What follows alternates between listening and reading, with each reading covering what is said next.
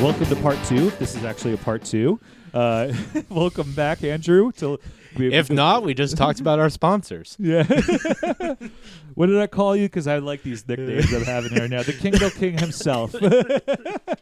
Yeah, I did not expect the first one to go as mine, but we're having a ton of fun. So we're talking about Cormac McCarthy part 2, and if we left off, he just got divorced for the second time because he left his first wife, Anne, in a pigsty. Second wife. Yeah. Thank you. One's in Wyoming. Or, one's in the slop. Yeah, one's in Bakersfield, California, which somehow might be worse than the slop. Yeah. Bakersfield's a fine town. It's just a joke. So where we picked off, this all happened after or around the same time as Cormac asked Anne to type his fourth book, The Divorce. All right, so they're separating, and it's the last one about this region and county of Tennessee. It's called Suttree. He asked them to do it twice. All 800 pages of it was his joke. That's commitment still to the bit. For a guy that doesn't want to, get a job or anything, he sure commits to what he's, anyways. Yeah. Yeah. The book would be edited down and published a few years after they separated. 750 pages, fine. Yeah. Suttree is considered one of, if not the most autobiographical text he has, one of them of the lot. And what I think I'm going to do from here on in is start doing the author and one of his texts or their text or her text. Mm-hmm. And I just didn't have time to do it because the books I read so far, I'm terrified to do one of the books about, not because of the content, but the fanboys out there, because they're mostly boys, but also the fangirls of Cormac McCarthy are very passionate. And they should be, because he writes about very, very difficult things, hence the dead baby jokes. Yes. Yeah. Suttree is enormous. I actually think I'll do that because it is a fascinating overview about what I thought. So that's all I'm going to talk about. So to tie loose ends on Anne Delisle, previously, now McCarthy's life, She ends up moving to Florida and becoming a successful restaurateur. The two remain friends despite all odds. This is what Anne had to say about her ex-husband's vision. Quote, "He always thought he would write the great American Western." Unquote. Well, give it time, dear. Yeah. I mean, probably not inaccurate. No. So now the newly single and ready to mingle Cormac McCarthy decided he needed a change. He just needs to start dating a girl named Grant. He uprooted his life and he moved to El Paso, Texas. He said of El Paso this, quote, "One of the last real cities left in America," unquote. Which, I mean, I don't know much about. For when he made the quote, okay. It's, man, El Paso has this terrible reputation. I heard it's a beautiful city. He also traveled throughout the Southwest at the time, and in Arizona while he was on the traveling in the Southwest, he met a Finnish-American beauty, according to him, I think, named Augusta Britt in a motel. Augusta Britt sounds like the female version of Augustus Schlut. Augustus Glut. The Finnish version of it. Just don't get stuck in the pipes there. Instead of falling into the chocolate river, it's the motel ice machine. Well, I said don't get stuck in the pipes there. I'm going to make a lewd joke over there. The two of them became good friends and progressed into a physical relationship, so he got stuck in her pipes. Oh, yeah. When this happened, he was 43 and she was 17. Oh, this is this one. Yep. Tale as old as males. Yes. God damn it. Yike. Fucking yike. I honestly almost looked up if this was legal, and I went, you know what, it doesn't fucking matter. Yeah. So I read Cormac McCarthy. This is the one joke I thought of, so I won't say that's off the cuff. But I read Cormac McCarthy in school. It was mandatory school reading. And it's funny that his new wife had to be mandatory still in school. Oh, my God. I thought of that on the drive this morning. That's pretty great. Yeah, I don't think they ever married, but that is just, that's disappointing. Yes. And, I didn't put it down because it was gross, but the way that the New York Times article, which was not objective, I will be blunt, and it was also written in the late 90s on the behest of his editor, he didn't mention this. I found this from Vanity Fair on an article. He just called her one of his muses, his young muses, very young muses. Yes. And I was like, that is fucking despicable once I connected what was going on there, buddy. Yeah. Yeah. So this is, again, that what happened with 43 and 17 was according to a Vanity Fair article, which Augusta Britt was interviewed for, the female version of Augustus Glue. Yeah. No, I did research this a little bit, and she said, oh, it wasn't something to the extent of, oh, it wasn't creepy or grooming or pedophilia. It was love. Yeah. Okay. Still illegal, and honestly. Yes. Still somewhat better than everything he's written about to this date, though. Yeah. So. Yeah. And, like, there's an argument to be made that you have your own person and you have the right to do what you want to do. But I also think that there's also an argument to be made that you don't really know what you're doing when you're that young. And, like, there's a reason why these laws, and I'm on the latter. Yes. So, period. Yeah. They would, like I said, they would remain friends for the rest of their life, moving on. This happened when he was separating, but not completely divorced from his second wife yet. So there is that as well to consider. Somewhere around this time, around the time where he published Sutri, Cormac McCarthy quit drinking. This isn't really important. I just think it's this quote is kind of fascinating. Quote: "If there is an occupational hazard to writing, it's drinking." Unquote. Which, fair enough. Okay. Yeah. In 1981, McCarthy won another grant. This was announced to him as somebody literally knocked on his goddamn motel room's door. This motel that he was staying in was run by somebody he knew who lived in Knoxville at the time when he was living in the Southwest, probably El Paso. I don't know entirely though. He had won the prestigious MacArthur Fellowship, which is known as from their own self as like a genius grant, which is unbelievably impressive. Interesting. McCarthy used this money to live on while writing his next novel, published 4 years later, the one that is now considered his magnum opus by many of his diehard fans. One that I know personally considered their favorite novel of all times, which I read it. Beautiful novel. Still makes me reconsider being friends with them if it's their favorite novel, but whatever, it's their own thing. It's called Blood Meridian, or The Evening Redness in the West. Yes, another depressing tale. That is to put it fucking mildly. Yes. We're going to talk a little bit about Blood Meridian, only because, if I didn't, I would be probably, yes, the outcome would end up being one of the characters in Blood Meridian by their fans of Cormac McCarthy. And I love it's Cormac. like talking about George Lucas and not talking about Star Wars. Yeah, exactly. Now, there are many keen listeners who might have picked up that the introduction of the first episode, or this episode, depending on if we edit it out, is an excerpt from this novel. Blood Meridian is one of the most graphic, in both physical and picturesque, novels I've ever read. Specifically, it's a post-apocalyptic tale. The scenery of the novel is absolutely fantastic, but out of its absolute fucking mind. And I cannot tell you or express or undervalue how absolutely violent this novel is. It is unbelievably violent. And I have a pretty thick skin to this stuff, and it's one of the few books I had to put down several times because I just couldn't get through some of the imagery.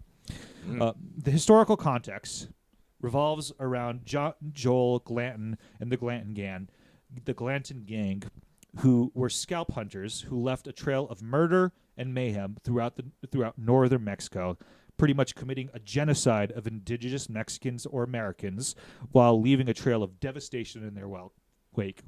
The best way I could put it is it's genocide. Okay. Yeah. The acts of violence in this book are frequent and so barbaric that they border on the unbelievable and fantastical. But they're based on real life. Yes.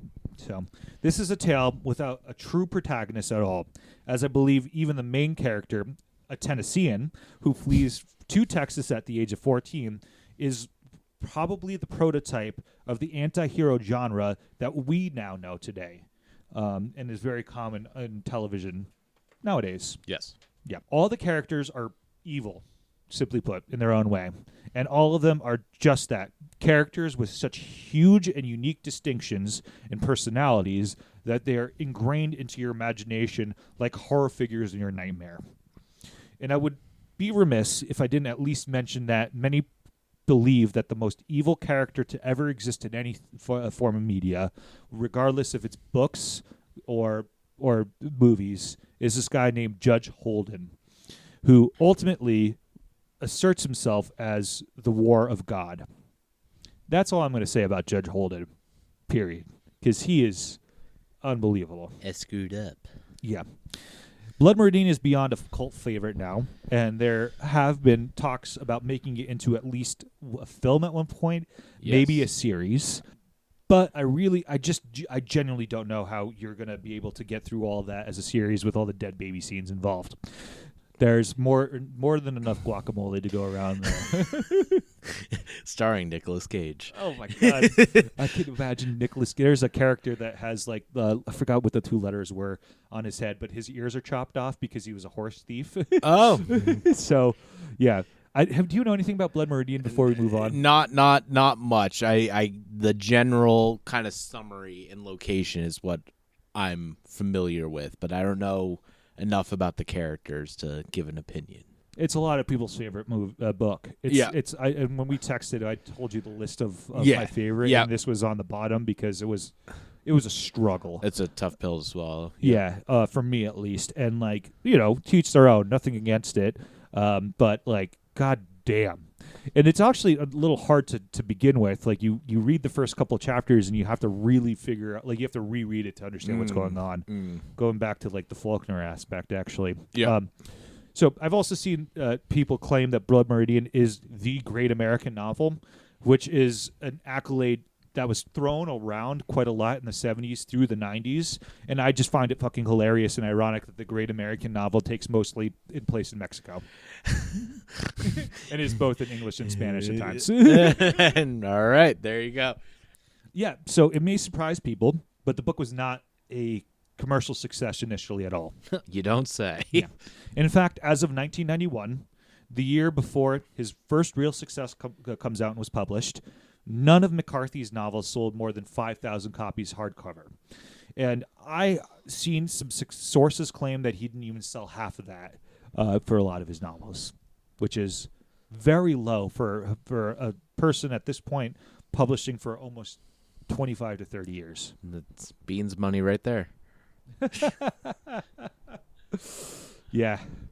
So we're 5 books into this man's life. Cormac has been living from one foundational grant to another, from one pigsty to the next barn. Yeah. One wife to another, getting younger and younger. Barely selling any of his books in relation to how critically acclaimed they were, because they were all critically acclaimed. Like he's got 4 to 5 grants at this point, right? Which is unbelievably impressive. That like most authors maybe get a grant. Okay. Maybe, right? His longtime editor now was retiring and leaving Random House. This prompted Cormac McCarthy to change publishers to Alfred A. Knopf. It was with this publisher that he would see his first major success, of course. Okay. Yeah. In 1992, All the Pretty Horses was published. This is a story of 2 teenagers fleeing from the dying ranches of Texas in 1949 and journeying to Mexico, and then tragedy ensues.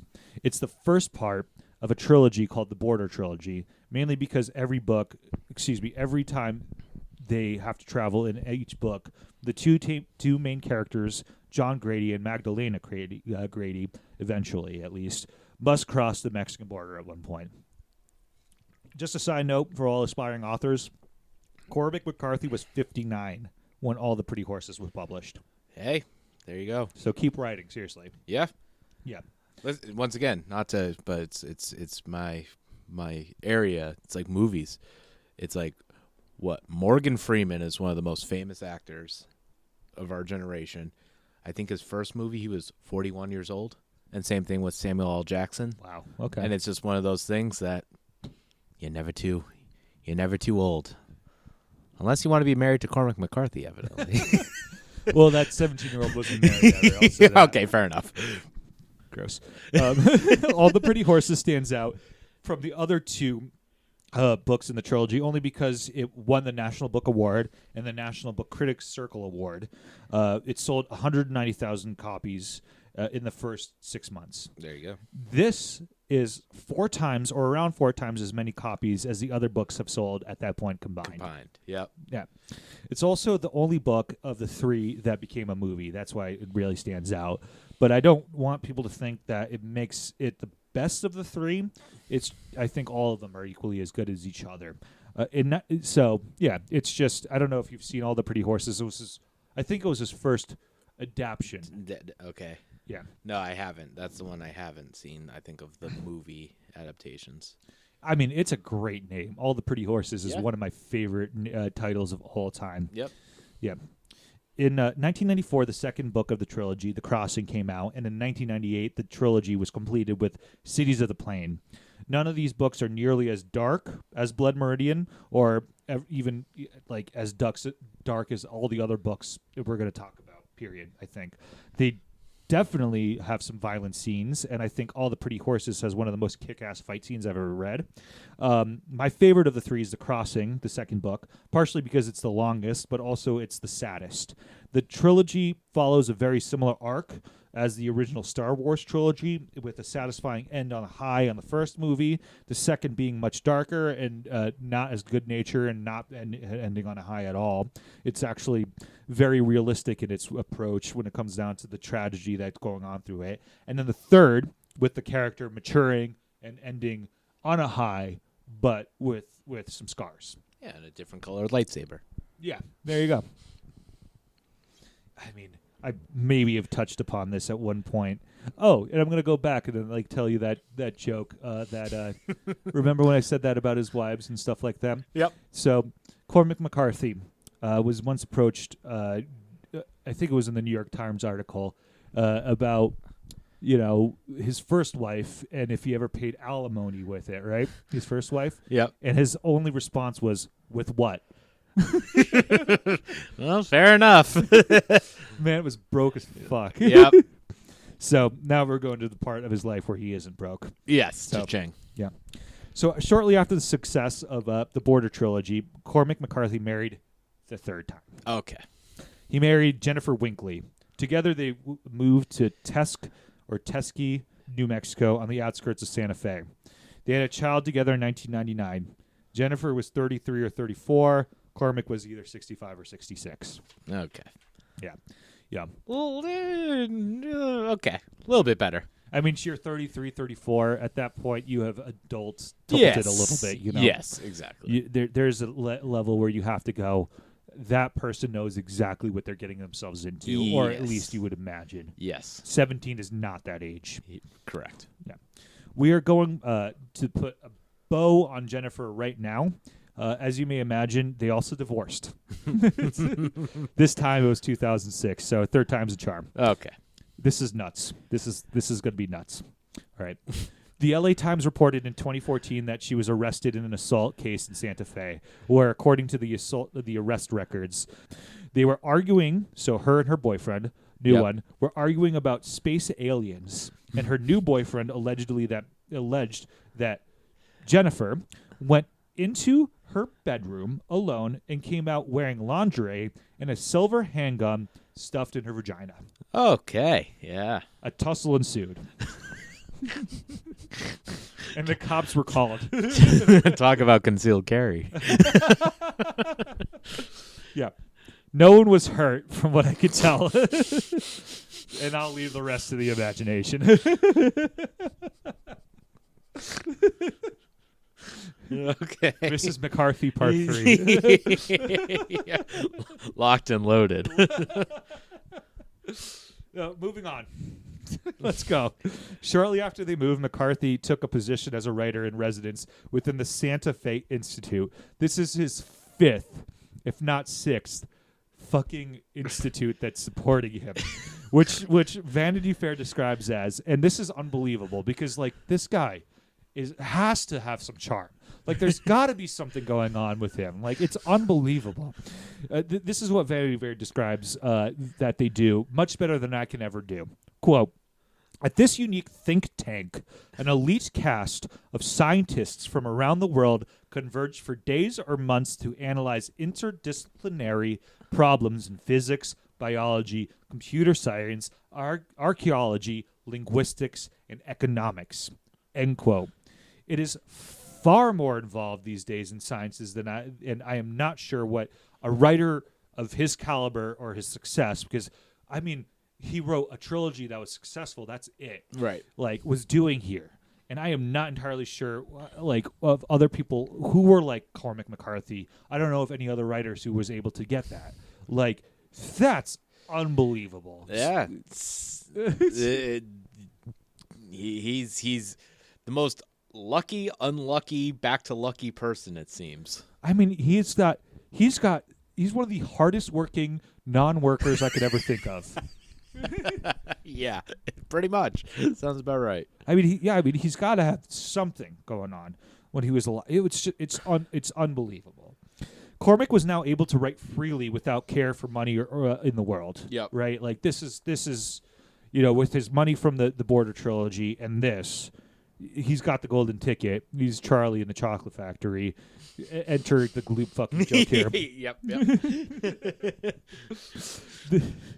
This provided him the finances to write the novelization of a concept that he originally wanted to put. He originally wrote as a screenplay. No Country for Old Men was published in 2005. Yep. When I say it was originally written as a screenplay, it also reads as it. Briefly, it's a book that occurs in Texas and deals with an illegal drug trade that gone awry. It was immediately adapted by the Coen brothers to a film in 2007. Right? Yeah, it's only 2-year turnaround. And even that, it's like, I mean, he must have picked up the book, said, "We're gonna do this," and immediately started. That's so quick. Yep. Success. Yeah. It's considered one of the greatest films of the decade, one of the greatest films of the millennia. Do you think that I think probably because it's reached more audiences, but do you think this is an example of where the film surpasses the book? That's a great question, because when we were, again, going back to that list, this was my favorite book I read by him. But that's, I think, because I watched the movie before I read the book. I read the book in December. Okay. And, like, it's unbelievably uncanny how good the Coen brothers were good at, adaptation. Adaptation and casting. Gotcha. Like, when you see who Llewellyn is, or is it Chief Ed Tom, the police officer? What's his face's character? Yep. Yeah, it's who you can envision. You can, okay. Antonio Banderas, I can't pronounce his name. Javier Bardem. Javier Bardem. Antonio Banderas. Who the fuck is that? You're combining Antonio Banderas and Javier Bardem. That's it. Zorro with a bowl cut. Yeah. That is the most frightening person you could think of, right? Like, worse than fucking Anton Chigurh. He can salsa dance and kill you with a cow gun. Yeah, that weapon, too. Yes. Unbelievable. Yeah, I mean, No Country for Old Men is I mean, if I were to recommend somebody, like, a book by him, it would be probably that right off the bat, especially if you watch the movie. Yep. Also, No Dead Babies. So, yeah. Well, there you go. There you go. The last successful book we will chat about right now is called The Road. Yes, it's this is a little the book. one that I know the best by far. Yeah, he wrote it and published it in 2006. So, like, his gaps between publishing are finally narrowing because he's able to do this, to write it for a living. Just the successes beforehand, because that is what it is. This book won the Pulitzer Prize for 2007.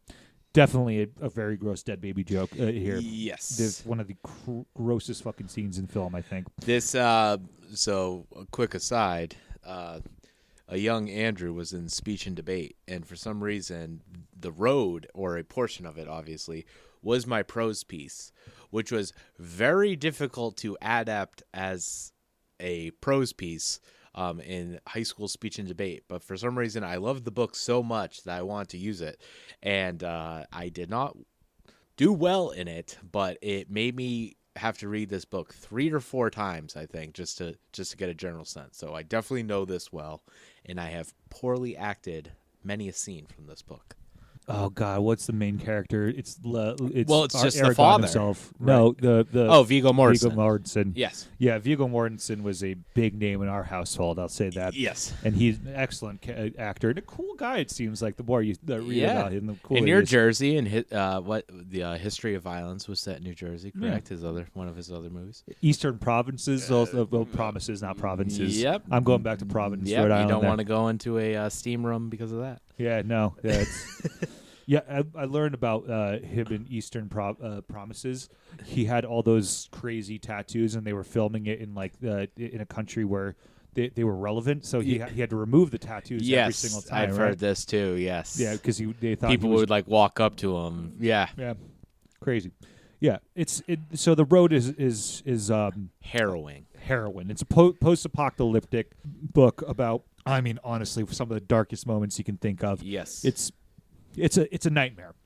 Yep. For lack of a better term. And what I appreciate about it is that there's acts in it, and they don't explain like why they do it. You just have to kind of understand certain things.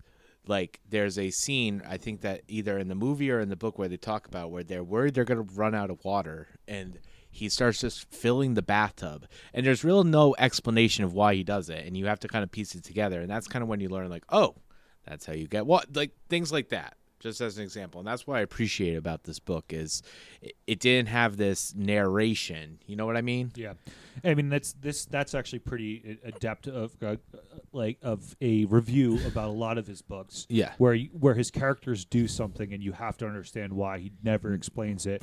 And one of the reasons why he would win like a William Faulkner Award, because William Faulkner was an expert at this. He didn't create it, but like this kind of style of writing when it came down to trying to understand the sub-level of the explanation of stuff, that was something that Faulkner was excellent at. That was something that this oh God, I forget his name, but like his editor for 20 years was able to view from him. Yeah. And like description versus explanation. Yeah.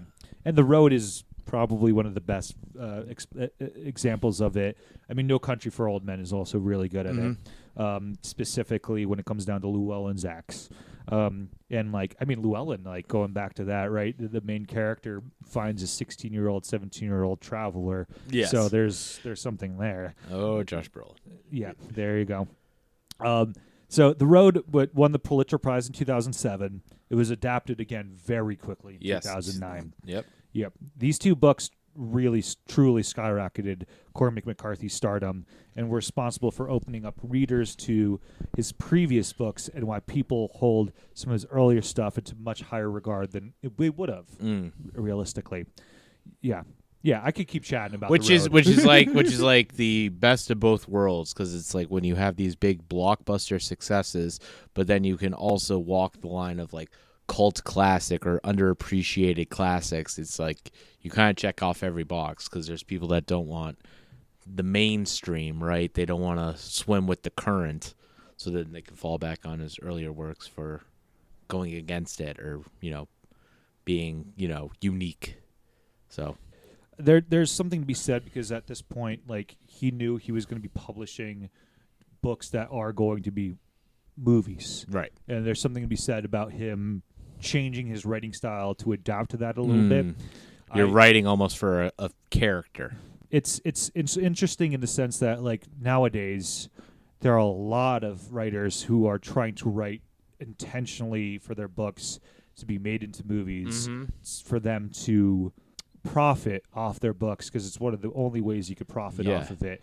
I don't know, and I don't think that was his intention, to profit off of it. Only it was the intention of him knowing that it was going to be that way. Right. You know what I mean? Like, so he adapted a little bit in that. Nowadays, like, you have so many people who are trying to just, like, they don't even read books. They write a book because they know it might be. Yeah. Yes. Which is sad. It's just like, fucking write literature, right? Like, right. And this is literature, This is like a different way of reading. Yeah, to put a bow on his works themselves, Cormac McCarthy published 2 more books before he passed away. a duology called The Passenger and Stella Maris. It's Maris. It's Marie or Maris. I don't know. They were both in 2022, which I honestly know nothing about, and I didn't do any research. Now, I want to tell you more about Cormac McCarthy is regarded as today. He's regarded as a recluse because he didn't want to talk about his books and didn't want to associate with academia at all. This is a misconception. Here's how the New York Times article describes his personal life again. Quote, McCarthy has lots of friends who know that he likes to be left alone. A few years ago, the El Paso Herald-Post held a dinner in his honor. He politely warned them that he wouldn't attend. He didn't. Continuing. More than one of his friends describes McCarthy as a chameleon, able to adjust easily to any surroundings and company because he seems so secure in what he will and will not do, unquote. Goes back to seems kind of that adaptation. He's a little bit of a Renaissance man. All the hobbies, very different characters, very different. I mean, he has a theme and a darkness, but different settings and all that. So So here's another quote from that article I found interesting. Quote, McCarthy would rather talk about rattlesnakes, molecular computers, country music, Wittgenstein, anything, than himself or his books. Of all subjects I'm interested in, it would be extremely difficult to find one I wasn't, he growls. Writing is way, way down on the bottom of his list, of my list. Yeah. And I kind of get it in some ways, He didn't want to be known as the guy who wrote what he wrote and wanted to get a life outside of what he wrote. Which you can appreciate, that's like, I don't know. I'm in a sales job, and what you hate is the guy that all he wants or she wants to talk about is sales and a product and everything. It's nice to have a normal conversation with those people and kind of forget that. So even if you're fantastic at a certain field, if you are interested in others, it makes you feel more human in a way. Yeah, there are definitely a lot of fair criticisms of Cormac McCarthy's work. The one that I honestly find to be the most true and one that has to be addressed is how he portrays women in his works. Quoting Texas Monthly again, which this is Texas Monthly saying this, so it's kind of nuts. McCarthy has never been much of on female characters. The women in the Border trilogy are generally either inscrutable old sages or inscrutable young beauties with some world-defining or world-destroying charisma. And the result is a silly love story, a pulp western similar to Romeo and Juliet, unquote. And though there's some, things to break down on that one, I actually don't think that's that hard in his later books, the ones that I read, where this isn't that inaccurate, right? I forget the main character's name for No Country for Old Men, but she's just this damsel in distress every single time in the Border trilogy, and again, there's somebody in No Country for Old Men that needs to be put aside, and Llewellyn, the main character, right, or one of the main characters, doesn't tell her anything. Yeah. Even in the book, it's just every single time that they had a conversation, he refuses to say anything to her. That's true. And it's well, I would never in my million years not say something to my wife that needed to be said. The premise of No Country for Old Men, right, is Llewellyn finds a fucking ton of money. Yeah. Right? And then goes back to the crime scene within the first 10 minutes of the movie or in the book, basically, and gets caught by Anton Chigurh. Right. He figures out who's the person who he needs to track down to get his money back. And tragedy happens because of it. Right. And it's at least for the movie, spoilers ahead in 3, 2, 1, it is one of the most famous deaths in a movie, but it happens completely off screen. You don't actually see the death occur. And it's one of the very rare instances where the death of a major character isn't the focal point or the climax or the conflict of a movie. It just kind of surprises you, and in a way, it's against the grain, but it's pretty powerful. But it's the same in the book. I mean, Yeah. it didn't happen in the book either. You just moved on, and Ed Tom, I think is his name. yeah, It's the South. It just keeps picking it up and keeps going. Yeah.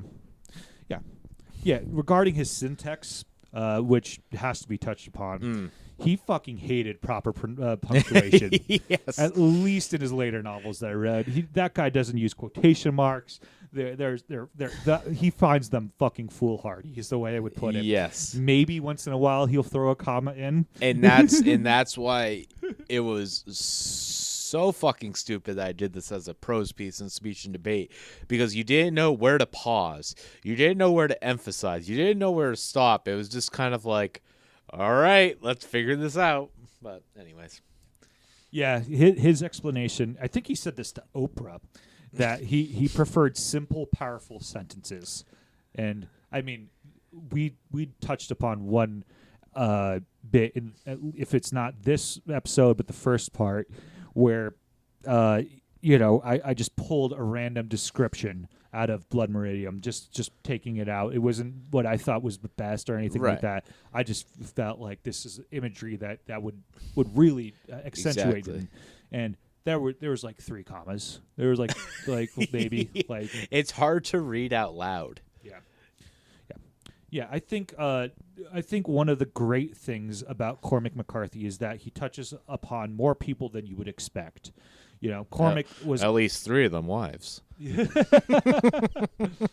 underage. Yeah. Oh God, Cormac was intentionally apolitical, or at least he claimed to be, and never voted.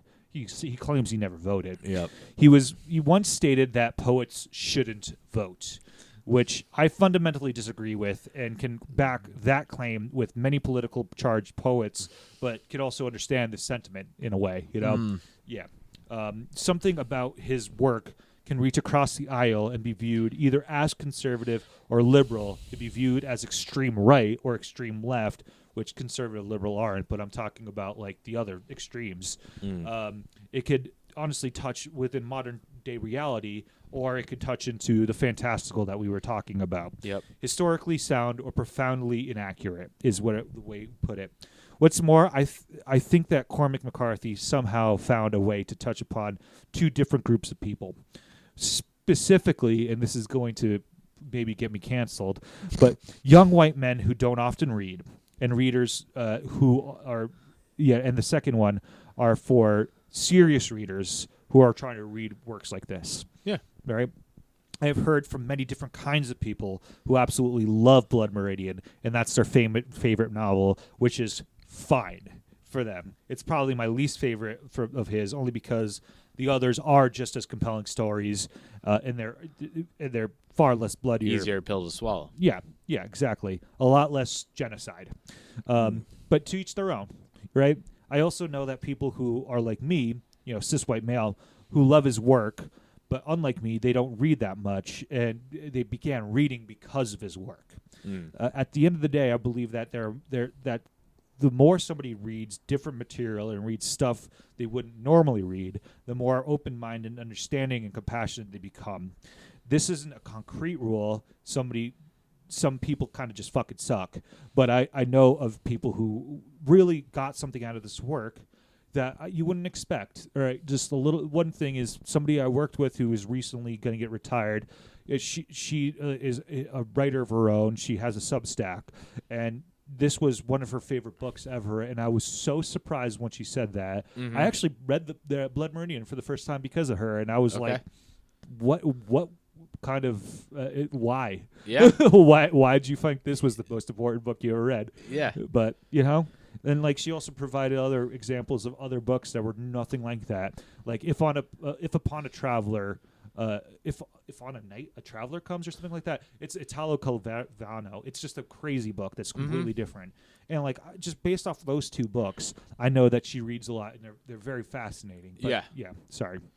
Well, it's this idea that you remember challenge, or you remember something different versus something that you might be, used to. So reading a subject that is not in your wheelhouse, or watching something. I mean, this is the idea behind foreign films now.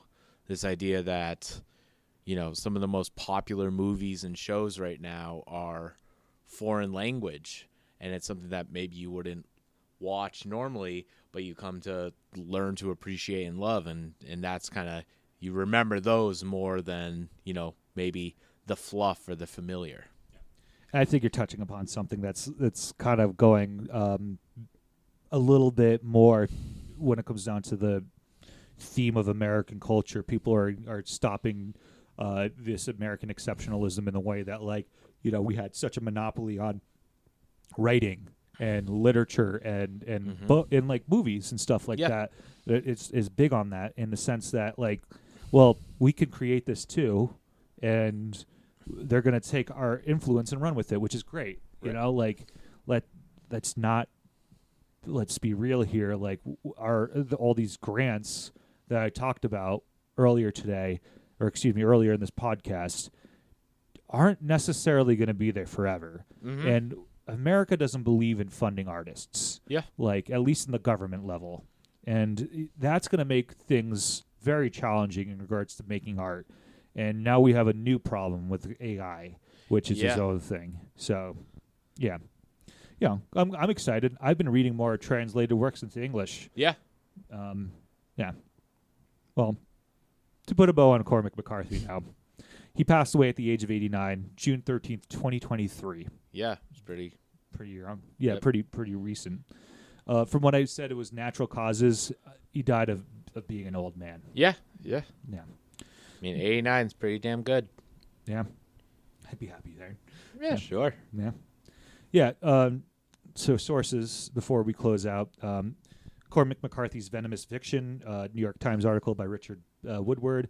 Desperately Seeking Cormac by Michael Hall, Texas Monthly. Cormac McCarthy Crosses the Great Divide by Don Williams. This is a New Millennium Writings. There's a Cormac McCarthy biography.com or whatever. Cormac Country by Vanity Fair magazine by, again, Richard Woodward. Seems like he was the big the Cormac guy. Dickie Wood. Texas State University libraries. Whenever I was going to be, I wanted to be really good. By Cormac McCarthy's life, writing again by Dickie Wood from The Guardian this time. It doesn't concern life and death. It's not interesting. Cormac McCarthy's American Odyssey by Dave Kussner of the Rolling Stone. Cormac McCarthy explains he worked hard at not working, how the 9-to-5 job limits your creative potential. Open Culture magazine. I know, right, dude? Like, I'm a 5 to 9 kind of guy. I know, Jesus. Shut up. I can't imagine. I really cannot imagine.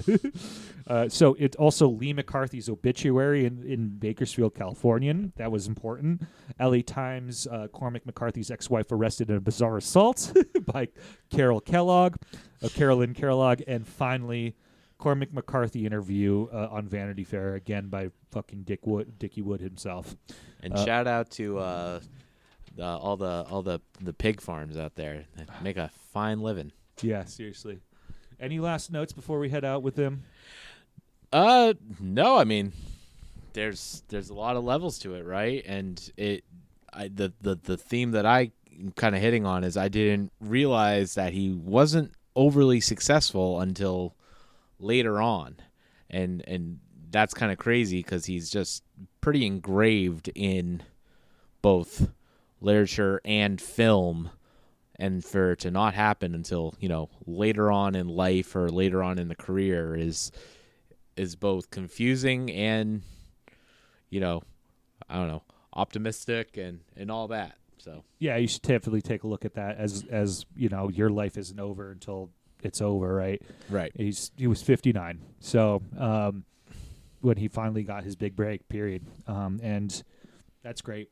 Yeah, I mean, we're not going to live that kind of lifestyle. He lived in motel rooms for most of his middle age. Yeah. But I'll let you know if I make it to 59. Fuck.